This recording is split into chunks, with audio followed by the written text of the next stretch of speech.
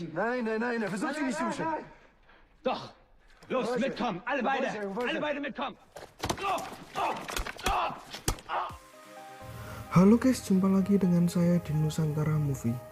Oke, kali ini saya akan menceritakan sebuah alur cerita film yang berjudul In Darkness yang rilis tahun 2011. Film ini menceritakan perjuangan rakyat Polandia di bawah penjajahan Nazi, terutama bagi kaum Yahudi. Nazi yang telah menduduki Polandia, mereka membunuh semua kaum Yahudi yang ada di sana.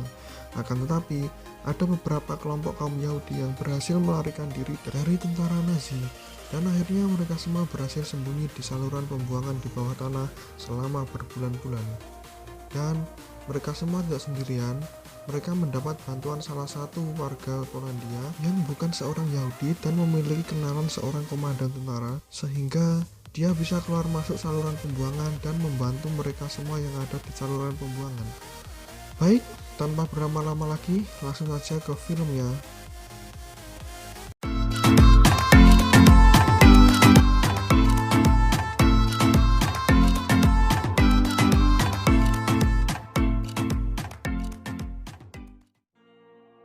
Film dimulai dengan memperlihatkan dua orang pria yang sedang mencuri di rumah orang Jerman. Pria itu bernama Mocha dan Sevek. Kelak Mocha ini yang akan menjadi pemain utama dalam film ini. Setelah berhasil mengambil beberapa barang, Mocha dan Sevek pun pergi meninggalkan rumah tersebut. Dan seperti biasa, karena mereka berdua berprofesi sebagai pembersih gorong-gorong atau saluran pembuangan, mereka berdua menyembunyikan barang-barang curian itu di dalam gorong-gorong. Di saat mereka berdua sedang menyembunyikan barang curiannya, mereka mendengar suatu suara seperti ada yang ingin menjebol gorong-gorong.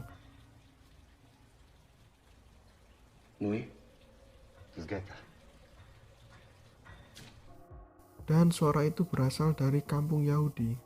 Ternyata benar, di lain sisi ada beberapa kelompok Yahudi yang berusaha menjebol lantai rumah untuk menembus ke saluran pembuangan agar mereka semua dan keluarganya dapat bersembunyi untuk menghindari deportasi ke kamp Jerman.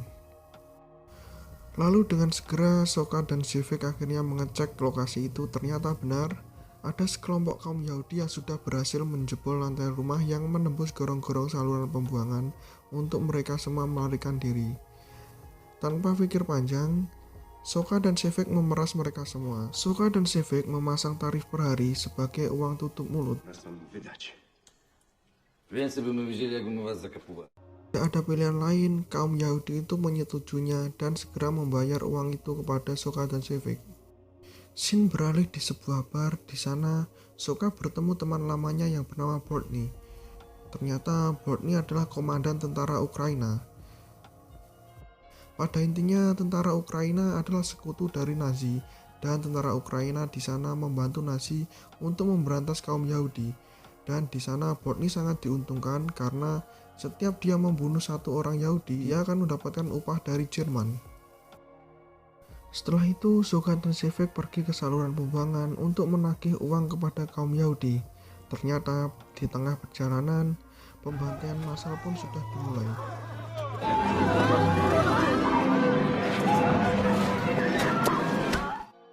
Beberapa kaum Yahudi sudah dimasukkan ke dalam truk Jerman dan beberapa lagi ditembak di tempat. Di lain sisi, sekelompok kaum Yahudi yang merencanakan pelarian tadi sudah berdesakan untuk masuk ke dalam lubang itu. Dan di sana terlihat betapa banyak orang yang berusaha masuk ke lubang itu. Dan ternyata tidak semua yang masuk ke dalam gorong-gorong menyukai hal itu. Ada satu anak perempuan yang bernama Mania. Ia sangat tidak setuju untuk masuk ke dalam situ. Akan tetapi kakaknya Clara menegaskan pada Mania apabila ia tidak masuk ke dalam situ, ia akan dibunuh oleh tentara Jerman. Mereka semua melanjutkan perjalanan dipandu oleh Soka dan Sevek.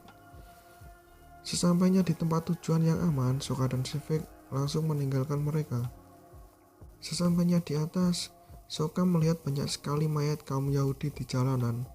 Ditambah lagi, ia melihat temannya Bortny sedang mengeksekusi kaum Yahudi.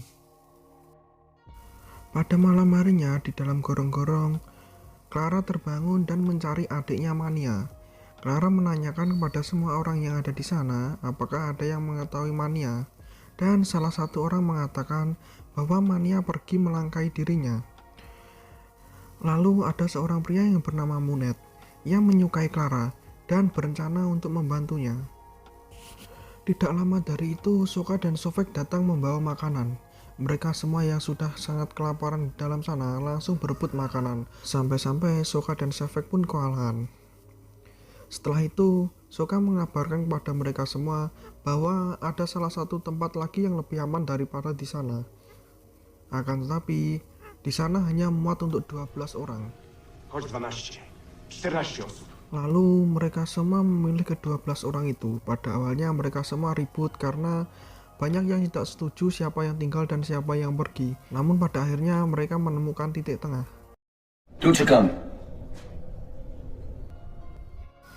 Sesampainya Sokka di rumah, ia dikagetkan karena kedatangan temannya Bortni. Bortni mengatakan bahwa salah satu warga melaporkan ada bau bawang goreng di dalam toiletnya. Lalu Bortni berasumsi bahwa masih ada banyak kaum Yahudi yang tinggal di gorong-gorong, dan Bortni mengajak Sokka untuk mengecek gorong-gorong itu. Lalu mereka berdua segera pergi ke dalam gorong-gorong. Di bawah gorong-gorong, anak buah Bortni tiba-tiba menembak. Ternyata ia dikagetkan oleh seekor tikus.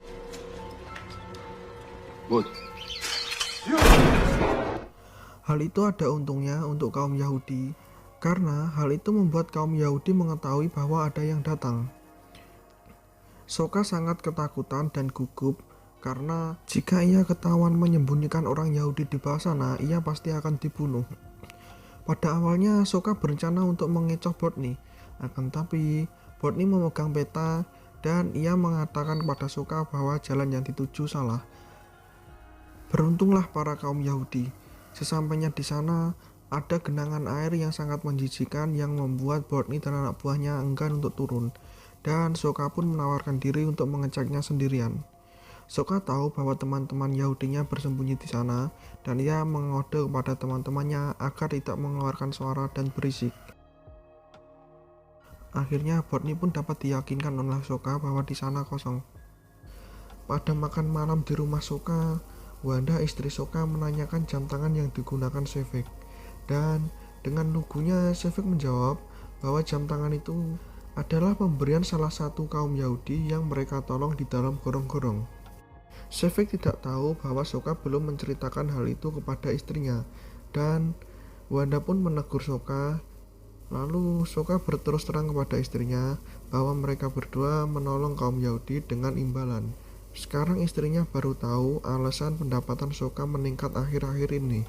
Scene beralih di sebuah bar. Di sana Bortni menemui Sokka dan mengatakan pada Sokka bahwa salah satu anak buah Bortni menemukan beberapa kaum Yahudi di gorong-gorong.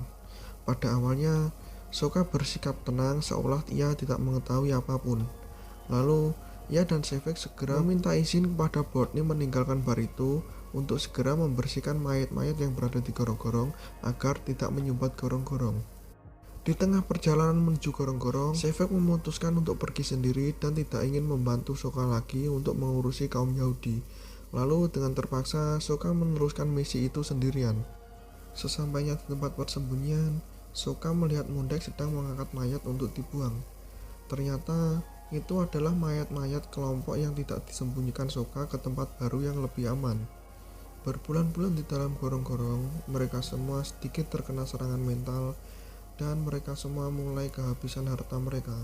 Lalu pada saat Sokka datang untuk menagih uang harian, mereka mengatakan bahwa mereka sudah kehabisan uang. Untungnya masih ada satu kaum Yahudi yang memiliki harta yang sengaja dipendam di dalam kuburan sebelum Nazi Jerman masuk ke negara mereka.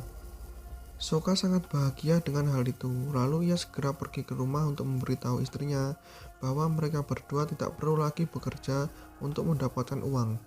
Tetapi istrinya mengatakan bahwa semua itu tidak sepadan dengan keselamatan mereka, karena jika suaminya ketahuan menyembunyikan kaum Yahudi, mereka berdua akan dieksekusi oleh Nazi.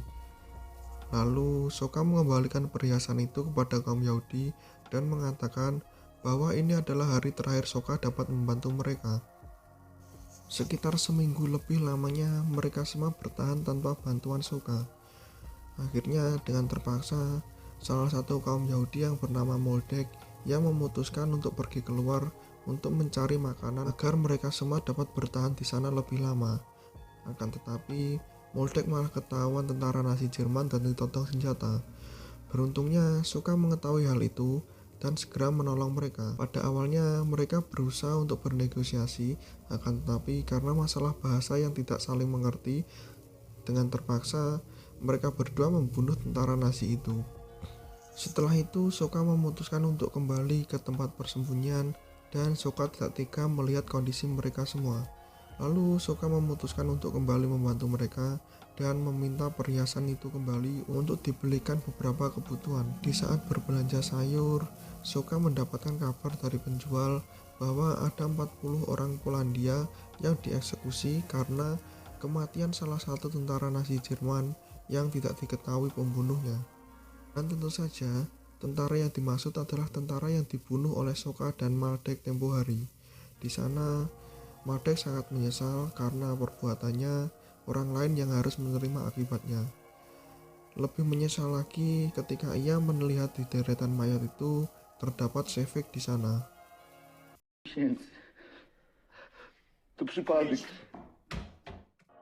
Keesokan harinya, Soka sedikit terlambat untuk masuk ke dalam gorong-gorong, dan rekan barunya mendahuluinya untuk masuk ke dalam gorong-gorong.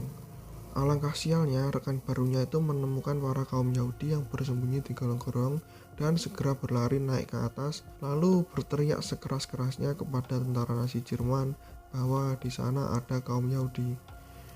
Soka yang mengetahui hal itu dengan segera masuk ke dalam gorong-gorong dan memindahkan mereka semua ke tempat yang lebih aman. Walaupun jalur yang mereka lalui sedikit sulit, mereka akhirnya bisa melalui jalur itu dan sampai di tempat tujuan. Tempat persembunyian yang baru itu tepat di bawah gereja. Dalam kondisi yang sangat genting itu, tiba-tiba ada salah satu wanita kaum Yahudi yang mengatakan bahwa dirinya hamil dan akan segera memiliki anak. Di lain sisi, Moltek berencana untuk pergi ke kamp konsentrasi Jerman untuk menemukan Mania, adik dari Clara. Lalu, Soka dan Moltek menemui teman Soka untuk merencanakan strategi agar Moltek dapat pergi ke kamp konsentrasi Jerman. Singkat cerita, Moltek berhasil memasuki kamp konsentrasi Jerman bersama para Yahudi yang lain. Mereka semua dibariskan dan digiring masuk ke dalam kamp seperti binatang. Mereka merangkak memasuki kamp, lalu di dalam kamp mereka dibariskan dan dihadapkan kepada pimpinan kamp. Alangkah sialnya, Moltek tidak mengenakan topi di dalam barisan karena topi merupakan identitas mereka pada saat di camp itu. Pada awalnya, Moltek akan ditembak oleh salah satu pimpinan di sana. Akan tetapi, ada kolonel yang datang dan menghentikan hal itu. Lalu sebagai gantinya, kolonel menembak orang yang lebih tua di samping Moltek dan memberikan topinya. Karena Moltek masih muda dan terlihat sehat untuk bekerja. Singkat cerita, wanita kaum Yahudi yang mengandung tadi sudah melahirkan anak. Dan Soka memberitahu hal itu kepada istrinya. Lalu istrinya berencana untuk mengasuh bayi itu. Dan Soka pun setuju. Di lain sisi, karena bayi itu terus menangis dan membuat keberisikan di dalam gorong-gorong, ibu dari si bayi itu memutuskan untuk membunuh bayi itu. Di saat Soka kembali ke gorong-gorong dan akan mengambil bayinya, ternyata ia mengetahui bahwa bayinya telah tewas dan mereka semua segera menguburkan bayi itu. Di lain sisi, Moltek yang berada di kamp konsentrasi Jerman yang menemui Mania dan memaksa Mania untuk kembali ke gorong-gorong karena kakaknya Clara sangat mengkhawatirkannya. Namun, Mania masih bersikukuh untuk tetap tinggal di kamp konsentrasi karena ia tidak ingin kembali ke gorong-gorong yang sangat bau. Ia memilih untuk mati di dalam kamp konsentrasi daripada mati di dalam gorong-gorong. Setelah itu, Moltek meninggalkan kamp konsentrasi dan kembali menuju gorong-gorong. Di sana, Moltek menceritakan kegagalannya kepada Clara. Tidak lama dari itu, Soka datang membawa beberapa barang kebutuhan yang diambilnya dari salah satu rumah kaum Yahudi yang ditinggalkan. Karena hari itu bertepatan dengan hari Paskah dan mereka semua merayakannya di sana. Soka melihat ada salah satu anak kaum Yahudi yang merasa murung dan ia berinisiatif membawa anak itu pergi ke atas agar anak itu dapat menghirup udara segar. Kemudian salah satu kaum Yahudi mengatakan kepada Sokka bahwa mereka semua sudah kehabisan uang dan tidak dapat membayar dirinya di minggu depan. Lalu Sokka tidak tega dengan mereka semua dan Sokka memberikan uang kepada salah satu kaum Yahudi itu agar ia dapat membayar Sokka di minggu depan. Karena Sokka tidak ingin mereka semua mengetahui bahwa Sokka melakukan hal itu dengan ikhlas tanpa imbalan. Tiba-tiba hujan turun sangat deras. Sokka yang saat itu sedang merayakan hari Paskah bersama keluarganya di gereja, ia merasa sangat cemas. Lalu ia dengan segera terburu-buru untuk pergi ke gorong-gorong dan meninggalkan keluarganya yang ada di gereja. Karena kaum Yahudi yang disembunyikannya tepat berada di saluran air. Ketika sampai dan akan masuk ke dalam lubang, ternyata di sana sudah ada Bortny dan anak buahnya serta beberapa tentara Jerman yang akan mengebom lubang itu. Dan Sokka segera mengatakan kepada mereka semua bahwa di bawah ada pipa gas yang jika diledakkan akan dapat meledakkan semua isi kota. Terjadi perdebatan akan hal itu. Lalu tentara Nazi mengambil jalan tengah dan memerintahkan Bortny beserta Sokka untuk turun ke bawah memastikan apakah benar terdapat pipa gas yang dapat meledakkan seisi kota. Lalu Sokka dan Bortny pun turun ke bawah dan memastikan pipa gas itu. Air semakin memenuhi tempat itu yang mengakibatkan kaum Yahudi terdesak. Dan di sana, di saat Sokka dan Bortny sedang memeriksa gas, mereka berdua melihat beberapa barang rumah tangga yang hanyut di dalam gorong-gorong. Lalu Bortny mulai curiga pada Sokka dan menanyakan apakah dia yang menyembunyikan kaum Yahudi. Karena panik, Sokka pun akhirnya lari dan berhasil lolos meninggalkan Bortny di sana sendirian. Lalu Bortny pun hanyut terbawa arus di dalam gorong-gorong itu. Begitu juga dengan Sokka, ia hanyut terbawa arus, akan tetapi Sokka hanya pingsan dan setelah air surut ia terbangun lalu melihat temannya Bortny sudah terkapar karena terbawa arus dan kepalanya terbentur tiang besi yang ada di gorong-gorong. Dengan segera Sokka mengecek keadaan para kaum Yahudi dan alangkah terkejutnya Sokka bahwa mereka semua masih selamat. Lalu tidak lama dari itu terdengar bahwa tentara Rusia berhasil mengusir tentara Nazi Jerman dari negara Polandia. Pada akhirnya mereka semua pun akhirnya berhasil selamat dan keluar dari gorong-gorong itu satu persatu. 14 bulan lamanya mereka semua tinggal di dalam gorong-gorong dan mereka semua dinamai Yahudi Sokka. Dan film pun tamat.